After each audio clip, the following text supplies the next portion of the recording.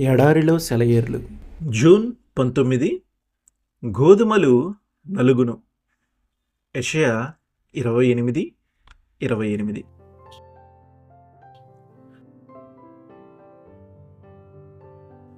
క్రీస్తు చేతుల్లో నలగనిదే మనమెవరము ఈ లోకంలో ఆకలిగొన్న వాళ్ళకి ఆహారం కాలేము. గోధుమలు నలగాలి. క్రీస్తు ఆశీర్వాదాలు ఒక్కోసారి దుఃఖ కారణాలే. అయితే మన తోటివారి జీవితాలను దీవెన హస్తాలతో ముట్టగలగటం కోసం విచారాన్ని భరించటం పెద్ద లెక్కలోనిదేమీ కాదు. ప్రస్తుతం మనకున్న ఆకర్షణీయమైన వస్తువులన్నీ కన్నీళ్ల ద్వారా, బాధ ద్వారా వచ్చినవే. తాను అనుకున్న వాళ్ళకి ఆహారంగా దేవుడు నన్ను చేశాడు. ఆ ఆహారం తన పిల్లల ఆకలి తీర్చడానికి ముక్కలు ముక్కలు కావాల్సి ఉంటే ఆయన నామానికే ఘనత, మహిమ కలుగుతుంది. మనం పూర్తిగా కాలిపోయేదాకా వెలుగునిస్తూనే ఉంటాం.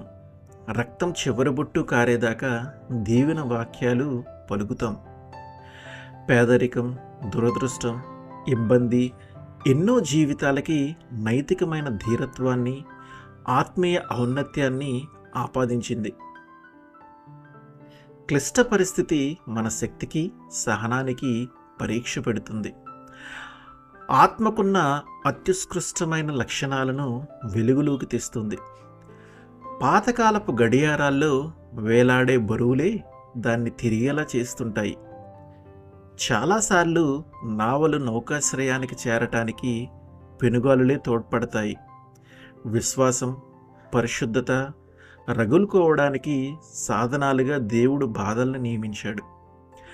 బైబిల్లోని ఒక అతి ప్రాముఖ్యమైన వ్యక్తిని దేవుడు నలిపి పిండి చేసి ఆకలిగొన్న వారికి సహాయంగా తయారు చేశాడు.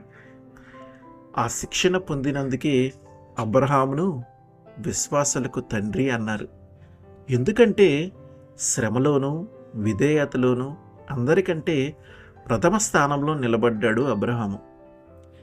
దేవుడు యాకోబును ఈ విధంగా మార్చాడు, నలగొట్టాడు. ఏసేపు పిండి పిండి అయ్యాడు. సింహాసనం ఎక్కటానికి అతడు పొతీఫరు వంటశాల గుండా, చెరసాల గుండా వెళ్ళవలసి వచ్చింది. దావీదుని పక్షిని వేటాడినట్టు వేటాడారు. దెబ్బలు తగిలి అలసిపోయి కాళ్ళల్లో సత్తువు లేక గోధుమలు నలిగినట్లు నలిగిపోయాడు. పౌలు కూడా ఆ కొరడా దెబ్బలు, రాళ్ల దెబ్బలు, గాయాలు పొంది ఉండకపోయినట్లయితే అన్యజనులు చాలామందికి ఆత్మీయ ఆహారం దొరికేది కాదు. నువ్వు యుద్ధం ఎలా చేస్తే ఫలితం అలానే ఉంటుంది.